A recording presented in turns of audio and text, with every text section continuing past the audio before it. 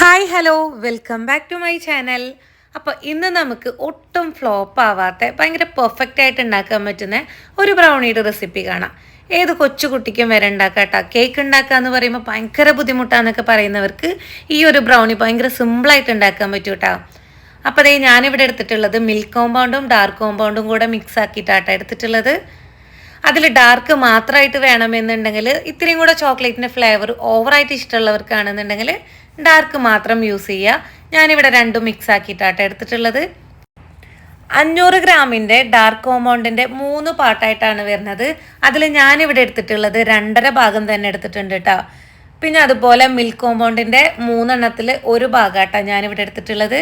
പിന്നെ അതേ അതിൽ ഉപ്പില്ലാത്ത ബട്ടർ ഇട്ട് കൊടുത്തിട്ടുണ്ട്. അതും റൂം ടെമ്പറേച്ചറിലായതിനു ശേഷമാണ്. പിന്നെ ഇവിടെ ഒരു 3/4 കപ്പ് സൺഫ്ലവർ ഓയിലും കൂടെ ഒഴിച്ചിട്ടുണ്ട് കേട്ടോ.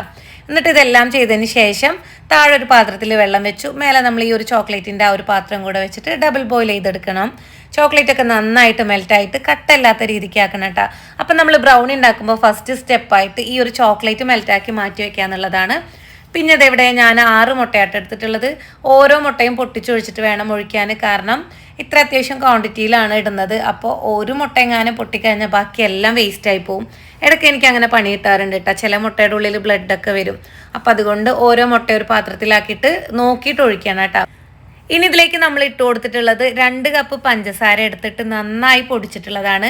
പൊടിക്കാത്ത പഞ്ചസാരയുടെ അളവാട്ടാ 2 കപ്പ്.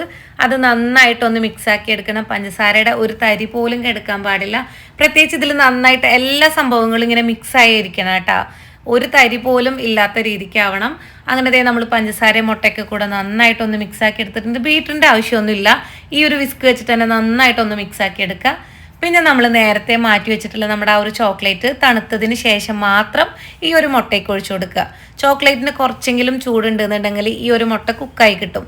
അപ്പം അങ്ങനെ പാടില്ല. അതാണ് നമ്മൾ ആദ്യം തന്നെ ചോക്ലേറ്റ് മെൽറ്റാക്കി വെച്ചിട്ട് അതിനെ ഒന്ന് തണുത്തതിന് ശേഷം മാത്രമാട്ടാ ഇതിലേക്ക് ഒഴിച്ചു കൊടുക്കുന്നത്.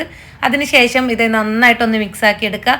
ഈ ഒരു മുട്ടയുടെ മിക്സും ചോക്ലേറ്റൊക്കെ കൂടെ നന്നായിട്ടൊന്ന് യോജിക്കണം. ഇപ്പം നന്നായിട്ടൊന്ന് സെറ്റായി വന്നിട്ടുണ്ട്. ഇനി ഇതിലേക്ക് നമ്മൾ കുറച്ച് വാനില എസൻസ് ഒഴിച്ചിട്ടുണ്ട്. ഏകദേശം നമ്മുടെ ഈ ഒരു ചെറിയ മൂടിയിൽ ഒരു 3 മൂടിയോളം കേട്ടോ ഞാൻ ഒഴിച്ചിട്ടുള്ളത്. അതും കൂടെ ഒഴിച്ചിട്ടൊന്ന് നന്നായിട്ട് മിക്സാക്കി എടുക്കുക. ഇനി നമ്മളിതിൻ്റെ ഒരു ടേസ്റ്റ് ബാലൻസ് ചെയ്യാൻ വേണ്ടിയിട്ട് കുറച്ച് ഉപ്പും കൂടെ ഇട്ട് കൊടുക്കണം കേട്ടോ. ഉപ്പും കൂടെ ഇട്ടിട്ട് നന്നായിട്ടൊന്ന് മിക്സാക്കി എടുക്കണം. പിന്നെ അതേ ഞാൻ എടുത്തിട്ടുള്ള flour 2 cup maida 1 cup cocoa powder അതാട്ടോ മെഷർമെൻറ്റ്. 2 കപ്പ് മൈദയും 1 കപ്പ് കൊക്കോ പൗഡറും. അത്യാവശ്യം ഡാർക്കായിട്ടുള്ള കൊക്കോ പൗഡർ തന്നെയാണ്. അപ്പോൾ അതൊക്കെ നന്നായിട്ടൊന്ന് അരിച്ചെടുത്തിട്ടുണ്ടായിരുന്നു. അത് കുറേശ്ശായിട്ട് ആ ഒരു ബാറ്ററിലേക്ക് ഇട്ട് കൊടുക്കണം. നല്ല തിക്കായിട്ട് നമുക്ക് തോന്നും. അതിൽ നമ്മൾ പാലോ വേറെ ഒന്നും തന്നെ ആഡ് ചെയ്യാൻ പാടില്ല. അത് നന്നായി മിക്സായിട്ട് ഈ ഒരു കൺസിസ്റ്റൻസിയിൽ വരണം കേട്ടോ. അതിൽ വേറെ ഒന്നും ആഡാക്കി കഴിഞ്ഞിട്ടുണ്ടെങ്കിൽ നമുക്ക് അത്രയ്ക്ക് പക്കായിട്ട് നമ്മുടെ ആ ഒരു ബ്രൗണി കിട്ടില്ല. അപ്പോൾ അതേ ഞാൻ നന്നായിട്ടൊന്ന് മിക്സാക്കി എടുത്തിട്ടുണ്ടായിരുന്നു. ഇനി നമ്മളിതിലേക്ക് കുറച്ച് നട്ട്സും കൂടെ ഇട്ട് കൊടുക്കണം. ആൽമണ്ടും കാഷ്യൂനട്ടും കൂടെ കട്ട് ചെയ്തതാണ്. അതും കൂടെ ഇട്ടിട്ട് ഒന്ന് മിക്സാക്കി എടുക്കുക. അപ്പോൾ ഇത് നന്നായിട്ടൊന്ന് മിക്സായി. അപ്പോൾ നമ്മുടെ ആ ഒരു ബ്രൗണിയുടെ എല്ലാ പണിയും കഴിഞ്ഞു. ഇതൊന്ന് ഇനി ബേക്ക് ചെയ്തെടുക്കണം. അതിന് മുന്നേ 10 മിനിറ്റ് നമ്മുടെ ഓവൻ 180 ഡിഗ്രിയിലൊന്ന് പ്രീ ഹീറ്റ് ചെയ്യാൻ വെച്ചിട്ടുണ്ട് കേട്ടോ. അപ്പോൾ ഞാൻ ബേക്ക് ചെയ്യാൻ എടുക്കുന്ന ടിന്ന് 12 ഇഞ്ചിൻ്റെ സ്ക്വയർ ടിന്നാണ്. ഇത് 14 ഇഞ്ചിൻ്റെതായാലും കറക്റ്റായിട്ട് കിട്ടും. എനിക്കൊരു ഇത്തിരി ഹൈറ്റിൽ കിട്ടാൻ വേണ്ടിയിട്ടായിരുന്നു ഞാൻ ഈ ഒരു 12 ഇഞ്ചിൻ്റെ ടിന്ന് എടുത്തത് കേട്ടോ. അപ്പോൾ അതേ ബേക്ക് ചെയ്യാൻ പോകുന്നതിൻ്റെ തൊട്ട് മുന്നായിട്ട് അതിൻ്റെ മേലേക്ക് നമ്മൾ കുറച്ച് ഗ്രേറ്റ് ചെയ്ത് വെച്ചിട്ടുള്ള ഡാർക്ക് കോമ്പൗണ്ടും മിൽക്ക് കോമ്പൗണ്ടും കൂടെ ഇട്ട് കൊടുത്തിട്ടുണ്ട് കേട്ടോ. ചെറുതായിട്ടൊന്ന് ടാപ്പ് ചെയ്തതിന് ശേഷം നമ്മൾ നേരത്തെ 10 മിനിറ്റ് പ്രീ ഹീറ്റ് ചെയ്ത് വെച്ചിട്ടുള്ള നമ്മുടെ ഓവനിലേക്ക് ഇതേ ഈ ഒരു പാത്രം വെച്ച് കൊടുക്കുക. എനിക്കിത് ഏകദേശം കുക്കായി കിട്ടിയത് ഒരു 40 മിനിറ്റ് എടുത്തു കേട്ടോ. അതിൻ്റെ ഇടയിൽ ഞാൻ കുറച്ച് ചോക്കോ ചിപ്സ് ഇട്ടിട്ടുണ്ടായിരുന്നു. ഇത് നമ്മുടെ വീട്ടിലേക്കായിട്ടാണ്, കസ്റ്റമർക്ക് ഒന്നല്ല. അപ്പോൾ കുറച്ചും കൂടെ ടേസ്റ്റൊക്കെ ആയിക്കോട്ടെ എന്ന് വിചാരിച്ചിട്ടാട്ടാ. അപ്പോൾ കുറച്ച് ചോക്കോ ചിപ്സും കൂടെ ഇട്ടിട്ടുണ്ടായിരുന്നു. അപ്പം ഞാൻ രാത്രിയിലാണ് ബേക്ക് ചെയ്ത് വെച്ചിട്ടുണ്ടായിരുന്നത്. ഓവൻ്റെ ചൂടാറിയതിന് ശേഷം ഈ ഒരു ടിന്ന് നമ്മൾ ആ ഒരു ഓവനിൽ തന്നെ വെച്ചുട്ടാ. എന്നിട്ട് രാവിലെയാണ് ഞാനിത് കട്ട് ചെയ്തിട്ടുണ്ടായിരുന്നത്. ഇത് ബ്രൗണി ടവർ ഉണ്ടാക്കാൻ വേണ്ടിയിട്ടായിരുന്നു കേട്ടോ ഞാൻ ചെയ്തിട്ടുണ്ടായിരുന്നത്. അത്യാവശ്യം നല്ല ഹൈറ്റ് ഉണ്ട്. നല്ല വലുപ്പത്തിനാണ് നമ്മൾ ഓരോ പീസുകൾ എടുത്തിട്ടുള്ളത് കേട്ടോ. അപ്പോൾ കറക്റ്റായിട്ട് വന്നിട്ടുണ്ടായിരുന്നു. പക്ക ബ്രൗണി തന്നെയായിരുന്നു. ടേസ്റ്റും സൂപ്പർ തന്നെയായിരുന്നു കേട്ടോ.